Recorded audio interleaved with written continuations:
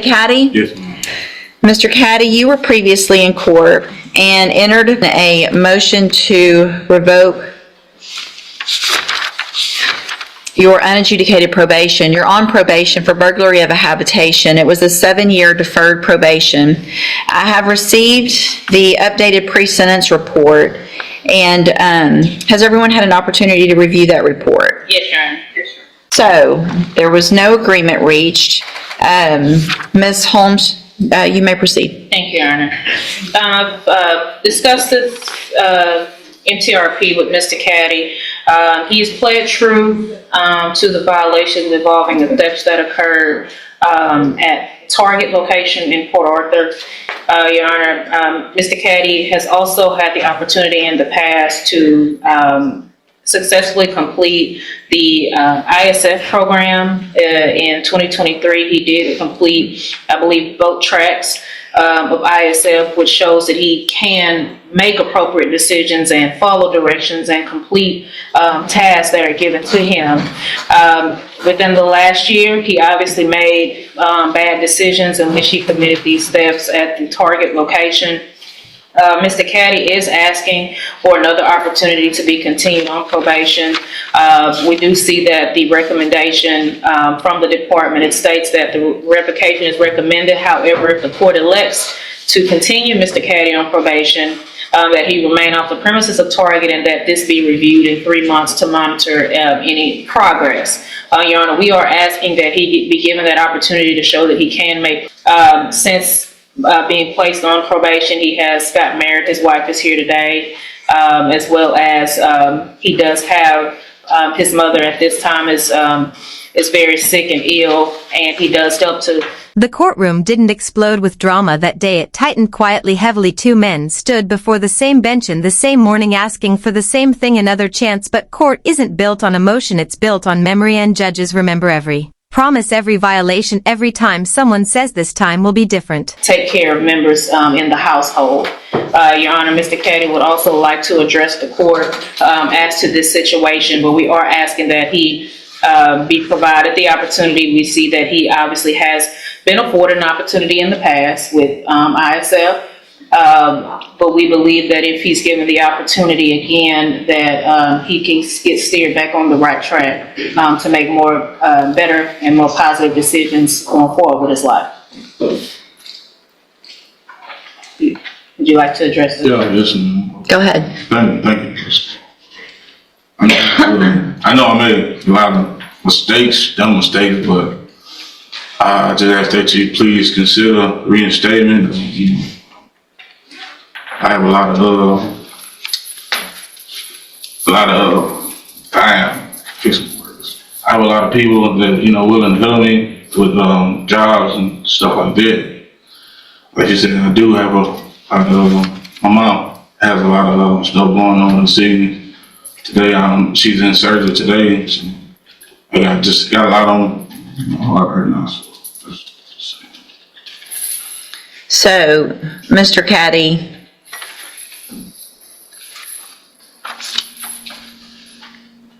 back when you got your original pre-sentence report in 2020, I'm looking back at that, and when they talked to you that day, there's a quotation from you. I'm trying to change my attitude and my drive to do better in life. I want to learn control my anger and patience. I think I will do good. I understand the do's and don'ts. Okay, so that was back in. Dante stood there first carrying the weight of his own words from years before, promises about changing his attitude, controlling his anger, understanding the do's and don'ts, the kind of statements that sound powerful in the moment, hopeful even, but hope without discipline fades fast, because after probation, after absconding, after being given specialized rehabilitation programs most defendants never even receive, he still came back with new charges, and in that moment the judge wasn't just sentencing a crime, she was measuring credibility. 2020. Then you, shortly after that, you quit reporting, and you were gone for, I think it was like 2 years in 2022, and you stood in front of me and I'm sure said, give me a chance, I'm going to do better. And I did. And I extended you, added some time on your probation, and sent you to ISF to help you do those things that you said you wanted to do, make better decisions and do that. Sent you to both tracks of ISF, which most people can't even do. They don't do that anymore. We have to pick one. So you got all the help you needed for drugs, for better decisions. Completed that April 14th, 2023. And then in June of 2024, you pick up the June and then July, 2 new theft cases after you've already been sent to ISF and given those opportunities after having been given the opportunity the first time to even get on probation, and then after you absconded for 2 years. Ms. Molfino? She said, "You really haven't left me any choice." It wasn't anger, it was exhaustion, the kind that comes from offering opportunity after opportunity and watching it slip through the cracks. The 6-year sentence landed like a hammer, and then came the twist: a plea. Cap 4 years instead. Even when she openly disagreed with the deal, she honored it. That's the system at work. Personal frustration restrained by legal boundaries. Justice doesn't always get to do what it wants, it does what it must. You really haven't left me any choice. It makes no sense for me to, we've given you chance after chance, and just saying that you want to do better is, your actions have to be better, and they haven't been. I'm going to find that you entered your pleas of true to counts 1, 2, 3, and 4 freely and voluntarily. Find those counts true. Find sufficient evidence to find you guilty, and at this time find you guilty of burglary of a habitation. I'm going to sentence you to a term of 6 years of the Institutional Division of the Texas Department of Corrections. You will receive credit on that sentence for any time that you've been in custody that the law gives you the right to receive. I'm handing you the trial court certification. This was marked off, though, that it was a plea bargain case, and so now I'm concerned again. Just hold on, don't, just wait a minute, because I want to see.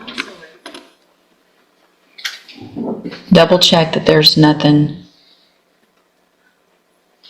It's for Dandruff. I apologize. Okay. I'm sorry. So there was a cap of 4 years. So I'm going to withdraw what I said about the 6 years. I'm going to sentence you to a term of 4 years in the Institutional Division of the Texas Department of Corrections. Mr. Caddy, you can tell from what I've said and what my sentence was that I don't think that's enough. I have the ability to not accept this plea agreement. I'm going to accept it. I don't like it, but I'm going to accept it today. Your attorney did one heck of a job by getting you that deal. I am going to hand you the trial court certification that shows this was an agreement that I followed, and so you've waived your right to appeal. I have also handed you a written admonishment regarding your ineligibility to possess a firearm or ammunition. Because of the judgment entered against you, you're ineligible under Texas law to possess a firearm or ammunition. Possession of a firearm or ammunition could lead to charges against you. Then came Christopher Ray. Different charges, same pattern, a longer record, a deeper history. His attorney reached for every mitigating detail: GED completion, self-improvement program, caring for his elderly mother, and those things matter, they do, but the court wasn't looking for isolated progress, it was looking for consistency, and consistency was missing. Forgery, fraud, repetition, not a mistake, a cycle. Firearm is a legal term. You should read that written admonishment I provide you to see what devices qualify as a firearm. If you have questions about the laws that make you ineligible to possess a firearm or ammunition, or about how long that lasts, you can talk to Ms. Holmes. I hope you take advantage of this shorter opportunity and get the help you need to get out and make better decisions. All right, you can go back with the bailiff. All right, sir, are Christopher Curtis and Mr. Ray, you were previously in court and entered a plea of guilty to forgery of a financial instrument. It was enhanced to a 3rd-degree felony. That was an open plea to the court. I have received the pre-sentence report. Has everyone had an opportunity to review that report? We have, Your Honor. Are there any additions or corrections to the report? Not from the defense. All right, Mr. Rojas, you may proceed. Thank you, Judge. Judge, Mr. Ray is here this morning asking for probation. I realize that the PSI, he realized that the PSI, according to the PSI, this is, I believe, his 6th felony. He's only had, with those felonies, looked to me like he's only had 1 term of probation. It was revoked back in 2000, I believe.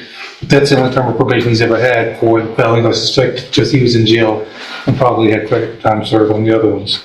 To his credit, even though he was not on probation, looks like during one of his terms in prison, Hey, race the hard truth about courtrooms. Words are cheap, records aren't. Judges hear remorse daily, they hear promises hourly. What they watch for is behavior between hearings, and when the judge said she couldn't in good faith grant probation, that phrase carried weight. That's legal language for something deeper, that continued leniency would compromise accountability itself. He did some things to benefit himself. He successfully completed the safety program. He got his GED. And I think at one point he was sent to and successfully completed the ISF program. So he does have the ability, he has shown the ability to make progress. And again, he did the safety and the GED not as a condition of probation, something he did on his own while he was in prison to better himself.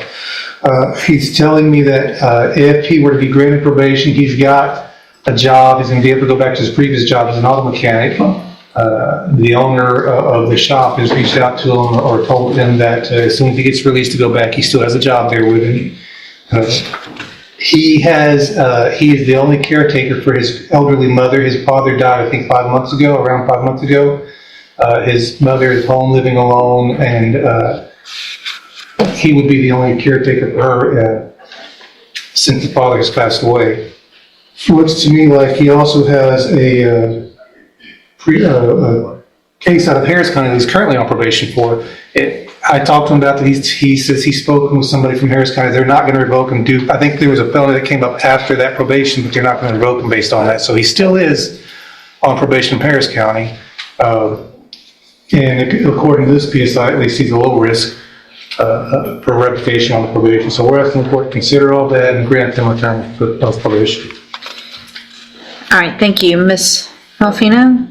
Judge, based upon my review of the underlying case in which he was attempting to pass a $20,000 forged check, which I assume had to be some kind of connection to the person at that business for him to get his hands on that check.